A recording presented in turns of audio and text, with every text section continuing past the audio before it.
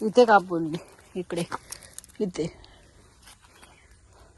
म्हणजे 2 हे झाले तर फांदे आहेत ना वरून 2. इथून कापून टाक आलं तर बघू काय येते का. कापलं जाईल आता.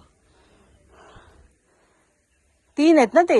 3 आहेत ना. तिन्ही सेपरेट काप ना. हा मग ते तसं कर. हा